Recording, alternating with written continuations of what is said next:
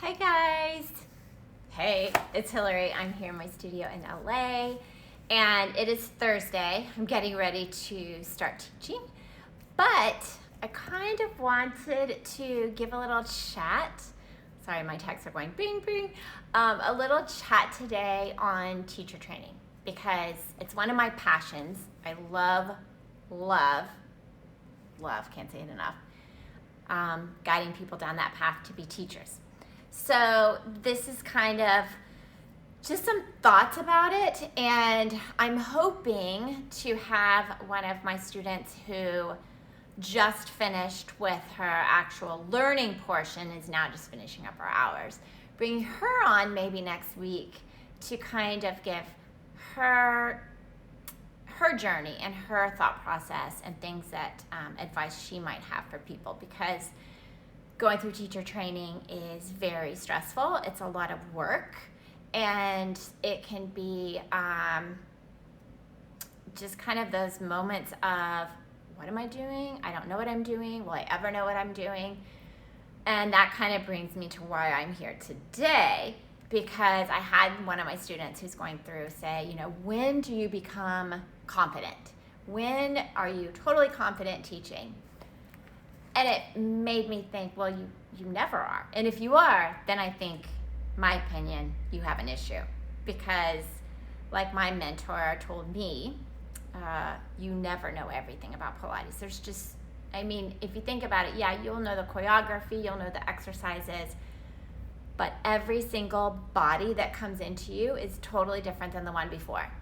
And so you're never gonna know everything, because the work is going to affect each person differently. They're going to connect to it differently. Their movement is different. So that's kind of a stress level when you're in, like, oh my God, I don't know what I'm doing. Will I ever know? I'm not good enough, blah, blah, blah. I've been there. We all go through it. But the thing is you can't think that way. You got to just think, this is a great journey, and I'm going to keep learning. I'm going to keep growing. So some of the things I wanted to touch on today was, one, is with teacher training. There's so many different ones, and I teach traditional with Kathy Grant, and it's fully comprehensive. So we do everything: the Cadillac, the Reformer. You learn the order and why and purpose, and I tell my students going through that they're getting way more information than most students, so that's kind of an added stress for them. But there's so many different, and then it's like, well, do you want to teach classes, and do you just want to know Matt or Reformer, and so there's a lot to choose from, right? So you kind of go through that, and then you think about the commitment. And to me, when I got trained, there was only one way to do it, and that was fully comprehensive. You had to do everything. You started with the foundation, which was the mat, and then you moved through all the apparatus, and that's how I teach. But now you can go and you can do levels and modules and take your time, and so that's an option too. Maybe you don't want to commit to like a year-long program, and so you want to do bits and pieces, and there's nothing wrong with that. It's kind of an avenue you can take.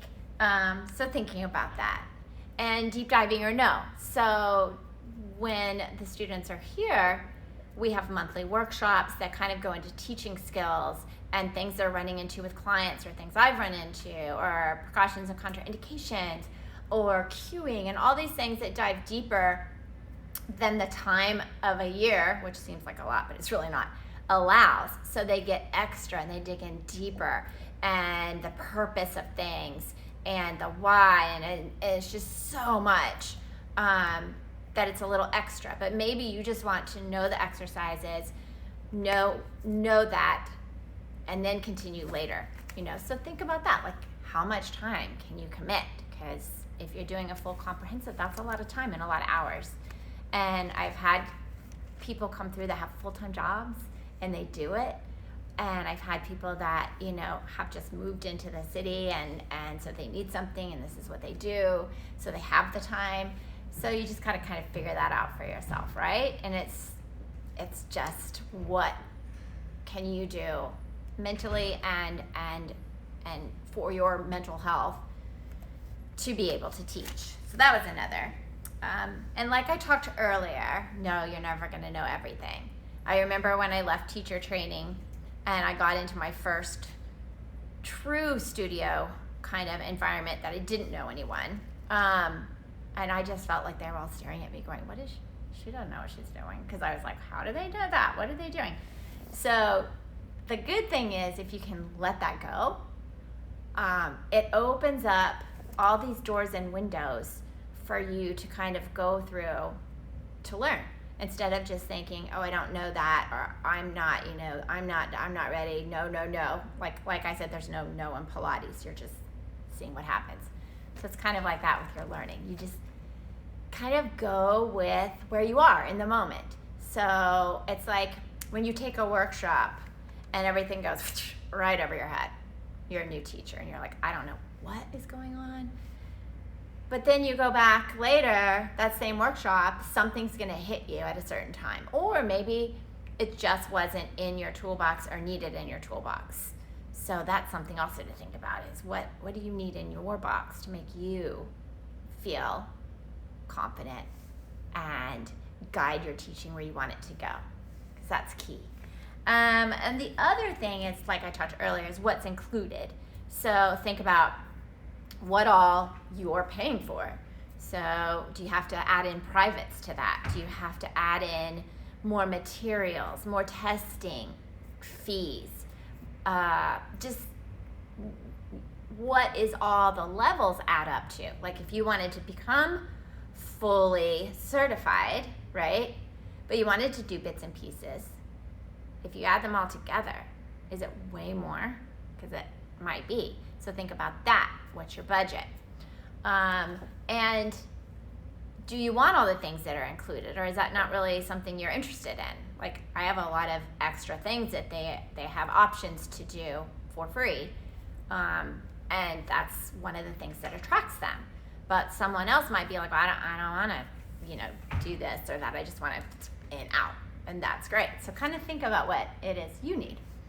And then the most important thing, well, not the most important thing. There's so many important things, but community. And I think that's really important now more than ever after the pandemic, because my students, I had them all over, and I was traveling to their studio, right? And that stopped. But with virtual, when we all had to do that, we all buckled in together. And then it created this community of these teachers that never would have connected, because some were in Oregon and Washington and St. Louis and Texas. They never would have connected because I was going to them, or they would come out here. And now all of a sudden there's this huge community. So that's something to think about too. So even though we're getting back to normal, we're back in the studio, students are starting to come out, or we're still virtual, it's created this community that they can cheer each other on and be there for each other, which was awesome, and I didn't even expect when the panic hit. But do you want that, or do you kind of want your own thing and just kind of do your thing and leave the studio and go away and not blah, blah, blah? That's something to think about too. And then think about when you're done. What happens when you're done? So I know for my students, it's very important to me that we keep that apprenticeship, mentorship going. So, and that's kind of what I tell them when they're coming in, is it's really truly like a mentorship and an apprenticeship, because we really are spending a lot of time together, and a lot of, even though they're in a class, it's one-on-one, so they get a lot of that. So it's important when you leave your teacher training that connection is still there. I know for me, with my mentor who taught me, I was constantly going back, for advice, for sessions, for that home studio feel, right? Going back into where I learned and where I grew and spent so much time. And so it's important to be comfortable with that and want to do that, because I think it's a very important to remember your roots. Not that it's important in terms of classical or contemporary or whatever. It's just important where you came from and who taught you, and the community that it built for you, the foundation that it built, and that's so important. But anyway, I just wanted to touch on that with the student that brought up, will you ever know everything? Or will I, she said, know everything. And I think that's something that every single teacher, whether they're new or teaching like me, like way, I don't even know the number anymore, is that no, you don't. And you're constantly learning, because each person that comes to see you is a learning and a discovery and like little detective work trying to figure things out. Because again, two clients can have the exact same issue, but the approach is going to be different on both. So just remember, stay calm. You don't know everything all the time, right? We go out in the world. We don't know what's going to happen. Same in teaching. You don't know what's going to walk in your door that day. But think about your teacher training there. And hi, Angie. There's one of my students. I'm going to see if I can get one of them on next week and kind of discuss.